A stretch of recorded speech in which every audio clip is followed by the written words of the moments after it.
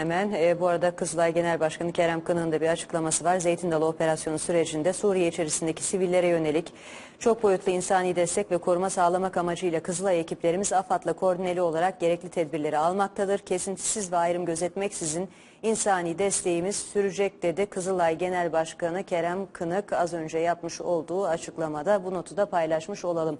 En Yüksek'in koordinatörü Orhan Sali ile yayınımıza devam ediyoruz. A Haber Radyo ortak yayınında görüntüler ekranlarınıza yansıyor. Bombalamalara ilişkin, harekata ilişkin dikkat çekici fotoğrafları da bir yandan ekranlarınıza yansıtıyoruz. Sıcağı sıcağı gelen bütün açıklamaları da yine A Haber ve A Haber Radyo'da bulacaksınız. Son açıklamalardan ve Ankara'daki diplomatik hareketlilikten hareketle Orhan Sali an itibariyle nasıl bir değerlendirme yapmak lazım? Bu arada elbette Genelkurmay Başkanlığı'ndan da yeni bir açıklama beklediğimizi de paylaşalım izleyicilerimizle. Şimdi yeni bilgileri hemen paylaşalım isterseniz. Afrin'de son 10 dakikada neler oldu? Afrin'de bulunan en büyük akaryakıt deposu an itibariyle vuruldu. Bu akaryakıt deposu terör örgütü PYD ve PKK'nın bütün işte ikmalini vesairesini, araçlarının işleyişini veya diğer noktalarda ihtiyaç duyduğu bütün enerjiyi elektrik bazında da jeneratör alanında da bu akaryakıt depolarından temin ediyordu. An itibariyle en büyük, bütün akaryakıt depoları olmasa bile Afrin'deki en büyüğü yerle bir edildi. İşte bu bazı fotoğraflarda yansıyor. Şehir merkezine çok yakın bir, ilçe merkezine çok yakın bir noktada yükselen siyah dumanlar, işte o vurulan akaryakıt deposundan yükselen dumanlar diyebiliriz Banuel. Tabii şimdi bu noktada operasyonun hemen şunun tekrar bir altını çizmek gerekiyor belki de. Türkiye Silahlı Kuvvetleri henüz karadan girmedi. Hava operasyonu devam ediyor, icra ediliyor. Öte yandan Türkiye sınırları içerisinden ve Fırat Kalkanı bölgesinden ve İdlib'in kuzeyindeki Türk Silahlı Kuvvetleri'nin güvenli bölge haline getirdiği o İzzet Tepesi bölgesinden karadan karaya fırlatılan toplar var. İşte obüs ya da tanklar aracılığıyla fırlatılan bombalar var. Bir de hava harekatı icra ediliyor. Ama Özgür Suriye Ordusu şu anda fiilen operasyonun içerisinde ve Afrin'e doğru ilerlemeye başladı diyebiliriz. Bölgeden gelen yerel kaynaklardan gelen bilgiler bu yönde.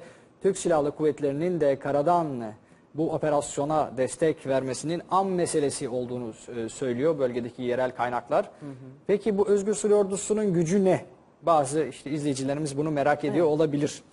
Özgür Suriye Ordusu'nun yaklaşık Fırat Kalkanı bölgesinde ve İdlib'in kuzey bölgesinde 20.000 kadar eğitimli, silahlı savaşçısı bulunuyor.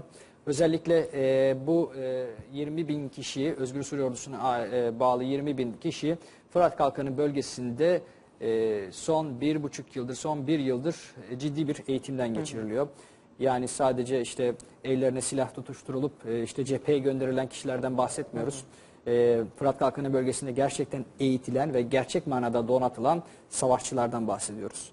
Ve bunların Suriyeli olması da aslında işte bölgeyi bilmeleri, yerel olmaları, o bölgenin dilini konuşmaları açısından büyük bir üstünlük de kazandırıyor bu operasyonun gidişatı açısından. Ve hava karardıkça aslında Banuel üstünlük, yani zaten bizdeydi, daha da bir üstünlüğe sahip olmuş oluyoruz. Çünkü gelişmiş cihazlar, işte gece görüş sistemleri, uçakların gerekse diğer askeri teçhizatın gece görüş sistemine sahip olması bizim üstünlüğümüze daha da bir güç katıyor diyebiliriz. Gece saatlerinde bu bombardımanın, bu saldırının, bu operasyonun, bu harekatın daha da şiddetlenerek devam etmesini bekliyoruz. Ama an itibariyle şu anda Afrin'deki terör örgütü PKK ve PYD'ye ait çoğu askeri tesis, eğitim merkezi, eğitim kampları vurulmuş durumda, yerle bir edilmiş durumda. Adeta şu anda terör örgütü PKK, PYD felç oldu diyebiliriz. Çünkü bugüne kadar PYD, tamam biz işte Türkiye olarak uyarıyorduk defalarca, işte hatta şunu da söylüyorduk, yani operasyon başlayacak, bir gece ansın gelebiliriz. Belli bir noktadan sonra bu PKK terör örgütü artık özellikle Amerika Birleşik Devletleri'ne güvenmeye başladı. İşte Afrin ve çevresindeki Kafrcana'da, bu özellikle çok önemli bir lokasyon aslında. İlerleyen saatlerde o Kafrcana'yı daha da açabiliriz aslında ama zamanı geldiğinde onu konuşuruz. Oradaki Rus askerlerinin varlığı PYD'ye biraz rahatlık sağlıyordu. Ya Türkiye ne de olsa vurmaz işte. Amerika, Rusya vesaire bunlar işte izin vermedikçe Türkiye nasıl gelsin ki işte. Ama bu operasyon Türkiye'nin ne kadar kararlı olduğunu ve Türkiye'nin dik ve tek başına karar alabilen ve bölgede gerçekten gücünü gösteren bir ülke olduğunu net bir şekilde bir kez daha göstermiş oldu. Biz zaten bunu Fırat Kalkan operasyonunda veyahut da diğer sınır ötesi bütün operasyonlarımızda göstermiş olduk. Türkiye hafife alınacak bir ülke değil. Türkiye aslında son 30-40 yıldır terörle ciddi manada savaşan, ciddi manada mücadele eden bir ülke ve bundan ciddi tecrübeler çıkarmış. İşte PKK terör örgütüyle 1980'lerin ortasından günümüze kadar, geçtiğimiz yıla kadar ciddi mücadele verdik. Bu noktada Türk Silahlı Kuvvetleri ciddi bir tecrübe edildi ve özellikle 15 Temmuz sonrası artık işler eskisi gibi değil, çok daha değişti Banu Er. İşte o paralel devlet yapılanması diyorduk ya 15 Temmuz'a kadar. Onların işte o terör örgütünün aslında sadece siyasi, ekonomiyi ya da dini değil, askeri manada ordumuzu da çok ciddi bir şekilde istismar ettiğini net bir şekilde gördük o gece. İşte o gece başlayan daha ciddi bir ayrışma ve o terör örgütünün artık TSK üzerindeki ağırlığının ortadan kalkmasıyla birlikte işte ardı ardına başarılı operasyonlar da gelmeye başladı. İşte Fırat Kalkanı operasyonu, şu anda icra edilen Afrin'deki Zeytin Dalı operasyonu. Öte yandan son bir yıldır, 1,5 yıldır yurt içinde PKK ile mücadelede gelinen nokta aslında çok önemli. Türkiye'nin en büyük sorunu son 30 yıldır işte sokaktaki vatandaşa sorsanız neydi? Terör, PKK derdi ama son bir yıldır çok şükür çok büyük bir saldırı, Allah korusun, yaşanmadı Orhan, Türkiye burada bir içerisinde. virgül koyalım. Bir süredir ekranlara karanlık görüntüler getiriyoruz ki bunlar Evet. canlı olarak da yine izleyicilerimize paylaştığımız görüntüler, hatırlatalım. Biz yine Suriye sınırına gideceğiz. Mahmut Erdoğan biliyorsunuz orada haber nöbetini sürdüren isim. Biz bir süredir canlı görüntülerden izlediğimiz kadarıyla bir sessizliğin hakim olduğu izlenimine kapılıyoruz Mahmut. Var mı bir hareketlilik yoksa biz görüntüleri analiz ettiğimiz kadarıyla haklı mıyız bu dakikalar itibariyle? Banu, şu anda sen pası bana atmadan hemen önce yine bir atış gerçekleştirildi bu noktadan. Bölge 4 farklı bölgeden oluştuğu için belki sizlere gelen görüntülerde hedeflerin, atımların gerçekleştiği ya da vurulduğu alanları şu an itibariyle gelen görüntülerde görememiş olabilirsiniz. Ancak hareketlilik devam ediyor. Atışlar da bir taraftan devam ediyor. Türk Hava Kuvvetlerimize ait jetler de YPG'li teröristleri tam isabetle birlikte imha etmişti ki burada sığınakların, mühimmat yerlerinin ve yaşam alanlarıyla mevzilerin olduğu bilgisini paylaşalım. Afrin bölgesi aslında toplam 4500 metrekare alandan oluşuyor. 9 kasabası ve 365 köyü olan Afrin'de bölgeye atışlar devam ediyor. Bizim bulunduğumuz alandan obüslerle birlikte hedeflere yönelik atışların gerçekleştiği bilgisini paylaşalım.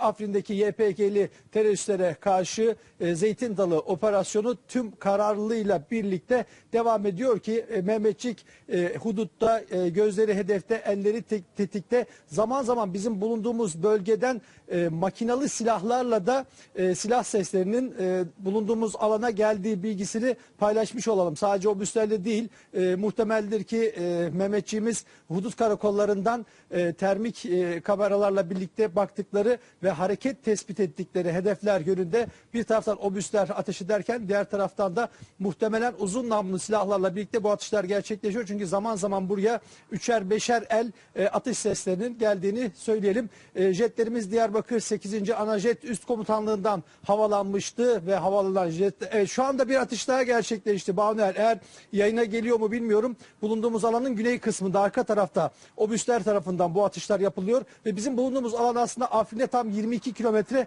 mesafede. Buradan yapılan atışları biz çok rahat duyuyoruz. Muhtemelen ekranlara da bu ses yansıyor olabilir. Çünkü ard arda 2 atış yapıyor obüslerimiz hedeflerin bulunduğu koordinatlar doğrultusunda ve bu atışların şu an itibariyle devam ettiği bilgisini paylaşalım ve sözü tekrar stüdyoya sana bırakalım Manuel. Mahmut, çok teşekkür ediyoruz paylaştığın bilgiler için. Şimdi de sınırın öbür tarafına Azez'e gideceğiz. Atagündüz Kurşun'a soracağız orada neler yaşanıyor diye. Türkiye sınırları içerisinden atılan obüs toplarının sesleri oradan da duyuluyor herhalde Ata. Bir önceki yayında da benzer şeyler yaşamıştık. Nedir son durum orada?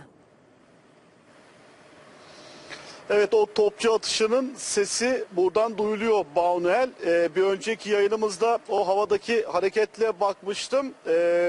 Uçaklar yoktu ama insansız hava araçlarında buradan çıplak gözle görme imkanına sahip olduk. Zaten günlerdir insansız hava araçlarımız Afrin'deki terör mevzilerini kontrol ediyorlardı. Tek tek tespit ediyorlardı. Mühimmat depoları, sığınakları, nerede ne varsa oradaki teröristler ve attıkları adımlar takip ediliyordu. 7 gün 24 saat deyim yerindeyse işte o insansız hava araçlarından gelen bilgiler ve koordinatlar neticesinde bir taraftan topçu birliklerimiz, bir taraftan da artık bu akşam saatleri itibariyle 17 itibariyle savaş uçaklarımız da bombardımana başlamış durumda. Ancak havada şu an itibariyle bir sessizlik hakim. Savaş uçaklarımız atışlarını yaptıktan sonra birkaç sorti gerçekleştirdi ve ardından üstlerine geri döndü. Şimdi merak edilen bir başka soru var.